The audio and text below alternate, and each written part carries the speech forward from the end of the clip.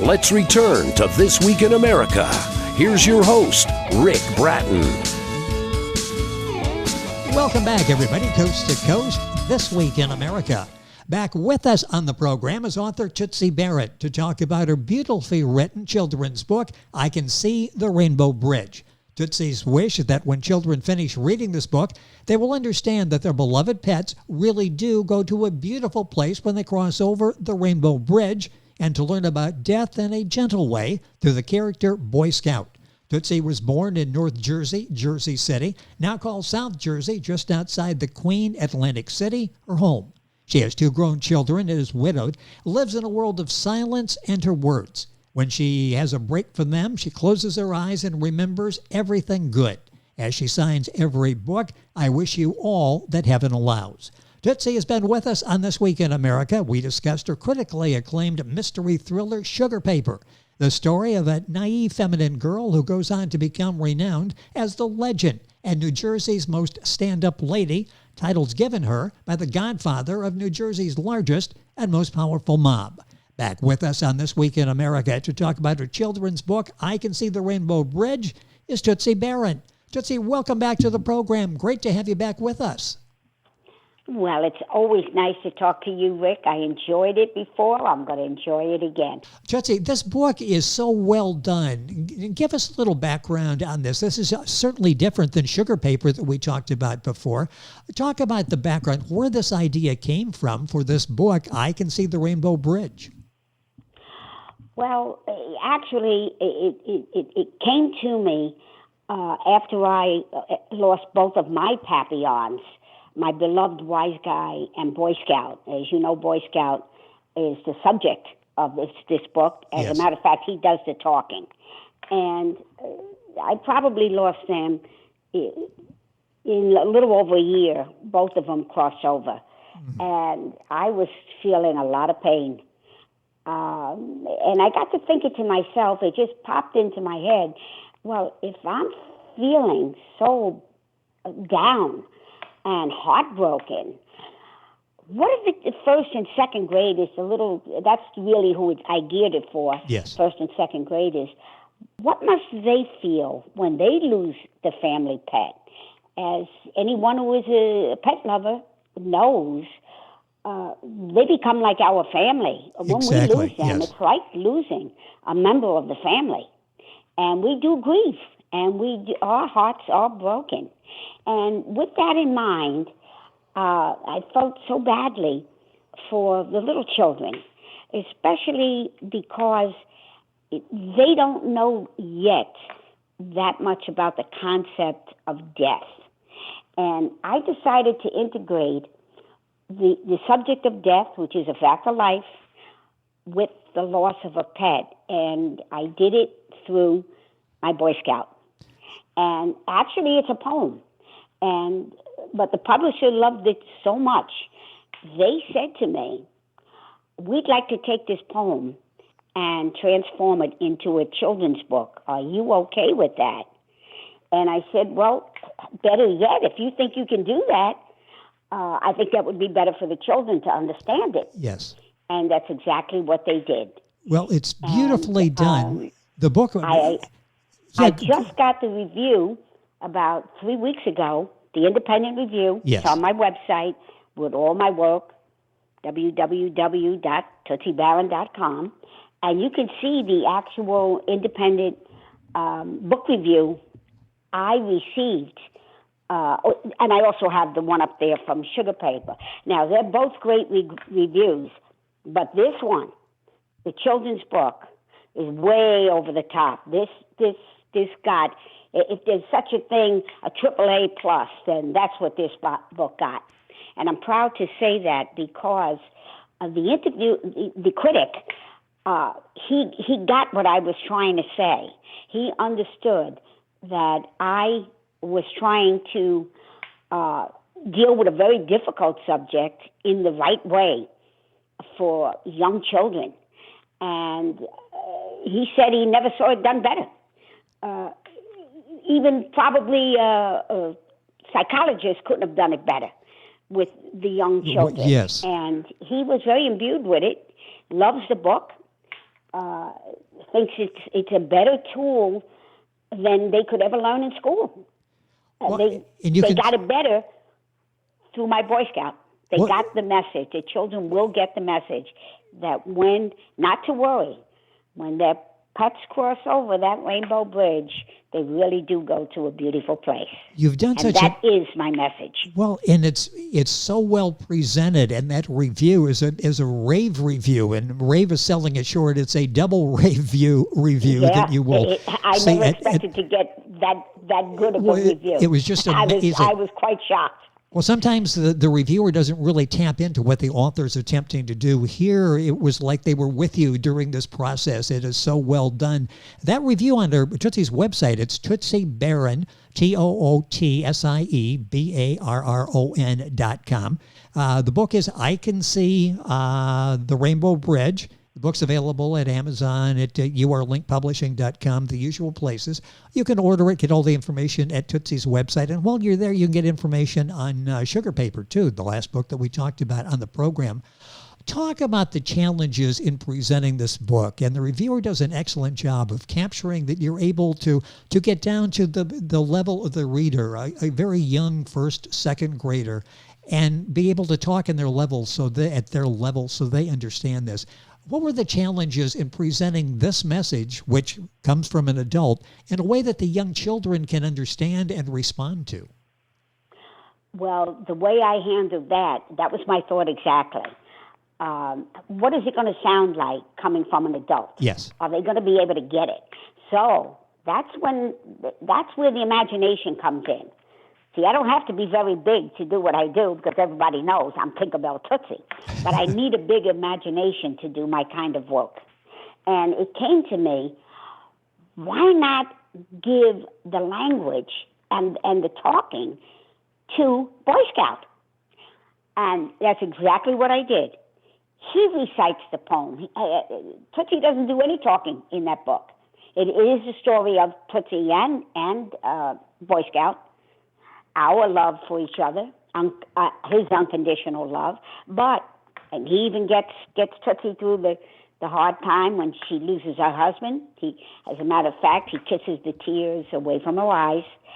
But coming from the dog, the pet, I think is what brought it over the top. I think they were more able to relate to the dog than they would have been an adult. And that's why I turned it around and gave it all to Boy Scout. And I tell you, as an adult, it's reassuring as well. Any of us who lost a pet and maybe even years later grieving for the loss of that pet can take some consolation in the message that Tootsie has in her book. And it's beautifully illustrated as well. Talk about that. The cover alone will capture your attention. The book is beautifully illustrated and complementing the text of the book. Talk about doing that, having the illustrations be there and be reflective of the message. Well, Austin McCauley, who published this book, they, of course, I'm not an artist. I made that very clear to them. I can write, but don't ask me to pick up a pen and draw anything. So, I know my own limitations. So I said to them, how was your illustration department? They said, we have a wonderful graphics department, and we will submit a bunch of them to you. I had to sign off on everything before they could go to the next step, and which is customary. And they sent me a bunch of illustrations, and I loved them. I think they did me justice by trying to capture Tootsie as Tootsie. In fact, I think they made me look better than I do. And because you will see Tootsie and Boy Scout a lot together in the book from the time she picks him out of the litter and brings him home. And he's always by her side. That's where the unconditional love comes in. Even through her rough times, he was always there for her. and never left her side, which is what our pets do.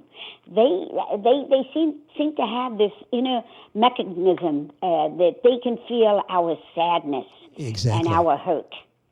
And with their unconditional love and devotion, they come right to your side, and they won't leave your side.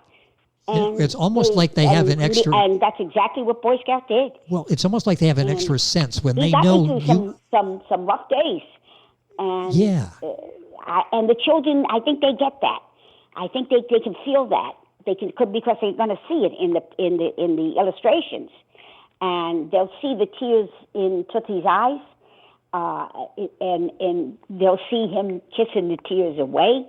And that's why I think the children relate to it as well as it's being received, because the dog is doing everything, and I think that was the key, was for me to stay out of it, the author, and give everything, hand everything over to Boy Scout. What a great idea to approach it that way, because the children certainly could relate to Boy Scout, and they do. They fall in love with Boy Scout as they're reading the story.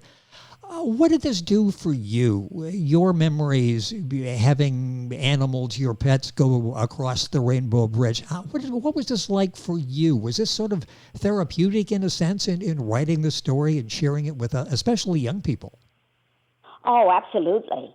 Because I had two papillons at the same time, Wise Guy and Boy Scout. But Boy Scout was the mama's boy, more so. Wise Guy was a little more independent.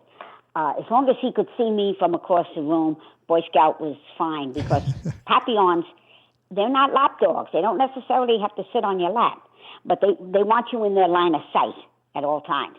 But Boy Scout was the mama's boy that always had to be right at my side or right at my feet. And so I was a bit closer with my Boy Scout. And if any dog could be called a mama's boy, well, all my dogs have been males, and they've all been mama's boys.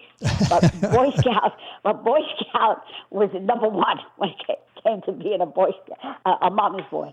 And so my bond was just a little bit stronger with him. I mean, the love is equal. You love them all. Yes. But the bond was a little bit stronger. And so it was in fact therapeutic for me, because he's always alive to me through this book. He's never really gone, and he's never too far from me. All I have to do is look at the cover. And if you notice, he's wearing a crown. Exactly. Because I say that he became my prince, and he was my prince, and that's why he's wearing the crown. But he's always with me, more so than Wise Guy. And I can flip through the book anytime. I could, or like I say, just look at the cover, and he's always there with me. He's always at my side, like he always was. Yes. And it is good for me. Our guest on the program is Tootsie Barron, back with us talking about her new children's book, receiving rave reviews. The book available at Amazon, Barnes & Noble, the usual places. You are Link Publishing, and at Tootsie's website. You'll get information there on this book, Tootsie's other book that we'll touch on here in a second, and information on how to get in contact with her. TootsieBarron.com is her website. We've got that on our website, thisweekinamerica.us. You can link on and go directly to her website to get information. This is an important book. The reviewer points out as well, not only a powerful message for young people, introducing them maybe for the first time really to the concept of death and also the concept of empathy, but it's good for them to read too, isn't it? It's done in such a way that they can read the book and share it. Yes, and without me ever giving it a thought, because it's in poetic form, I repeat the line through every stanza, and I can see that I end it and say it over and over again, and I can see the Rainbow Bridge. And I never gave that a thought, but it was the critic who pointed it out. And then it came back to me. That's exactly how young children are taught in school. Yes. If you think about it, everything is repetition. whether they're adding numbers or they're talking about words, that's how they learn, by memorizing. And it's over and over again, repetition. And they picked up on that, and they said that's what made it even better, because that's the way young children learn, by repetition. This book on so many levels is done so well. The book is available, again, wherever books are sold. I Can See the Rainbow Bridge. The concept of the Rainbow Bridge, I really was not that familiar with it until we went through the loss of a stray pet that we took in, and unfortunately it wasn't around long, but made such an impact on the family. Did that concept get you through the difficult times, the Rainbow Bridge? That's the message to the young people. Did that help you get through this, to picture the Rainbow Bridge and everything is okay? Exactly. And I did some research on that line, that phrase, the Rainbow Bridge, and I can come up with nothing. It seems that no one ever copyrighted it. Whoever came up with the idea, it was never copyrighted. Interesting. As far as I could trace it down, and I went all through Facebook looking for it, and nobody knows the origin. Who actually ever said it for the first time, or made up the line, or whoever did it never got the recognition because it was never copyrighted. And yet, I've heard it for years and years, being called the Rainbow Bridge. So I knew what it was, the bridge that the pets cross over. But I couldn't find out who actually ever came up with that brilliant line. Now that's interesting, because it really, that whole concept helps you adults get through this, and certainly introducing it to the young children. The book is so well done. We've got a couple minutes left in the program. What are you working on now? You've done this great book that I love, and we talked about it several times in the program, Sugar Paper, a mystery thriller. Then you've got this really gentle, well done, lovely, beautiful children's book. What are you working on now? What's Tootsie working on now? Well, I wrote the sequel to I Can See the Rainbow Bridge. It's called Will You Be There When I Call to You? And it's the continuation of many years later, where Tootsie's life is coming to an end. And that is why that's exactly what it means.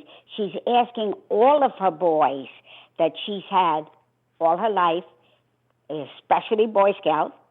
She addresses Boy Scout first. Will you be there when I call to you? Because when she comes walking through the gate, as the illustrations will show, the Rainbow Bridge isn't that far. You could see the Rainbow Bridge as she's coming through the gate. So that's why she wants to know, are they going to be there waiting for her? And it's again, a poem, and it continues on with Tootsie meeting up with her. And we will see at the end, are her boys going to be there to welcome her? And I will not give that away. I was going to let you talk there to see. It's in the book. And that's in production as we speak right now. They're working on the illustrations. Fantastic. I am also finishing up my next novel, which I'm actually rewriting. I self-published it quite a few years ago, but I never did anything with it because that's when I picked up the pen and I had to get serious with Sugar Paper. So I just put it on the side and just left it there for all these years now. But what I did is I picked up the pen, picked up Into Forever Land, and that's the novel I'm working on now. I rewrote it. I'm rewriting it. And it's the complete opposite of Sugar Paper. It's a story of 80 years of friendship. 3 girls that grew up together on the same street. And their lives are going to take them into their late 70s and 80s. And it's their life story and what happens to each one of them and their spouses as they get married along the way. And it's true to life. You're going to have tragedy.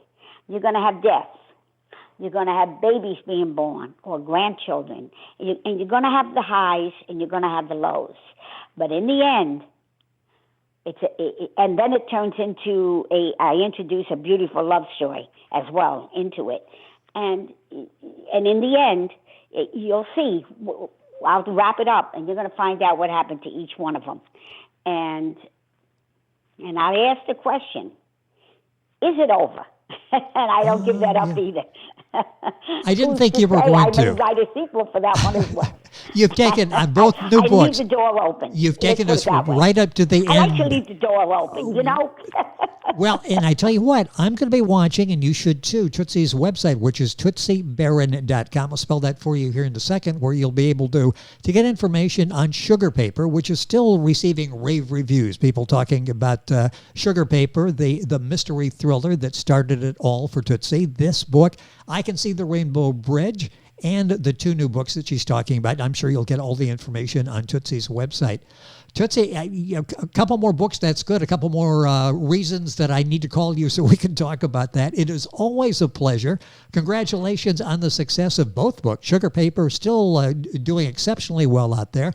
And, of course, this new book, I Can See the Rainbow Bridge. We didn't mention that I wrote the screenplay for Sugar Paper, which is it's up for sale in Hollywood as we speak. It's sitting. It went out to Fantastic. 27 different production companies. They're looking it over as we speak. Hopefully, I'm going to be able to take that screenplay and turn it into a motion picture. I would love for that to happen. That book is so well done and such a powerful story. This strong female. Who would play the lead in the movie? Do you have anybody you're thinking about that might have the lead in Sugar Paper? I do. Not for the female. I would have no idea who could play Kiki, but the protagonist, the real lead, who is Uncle, her godfather.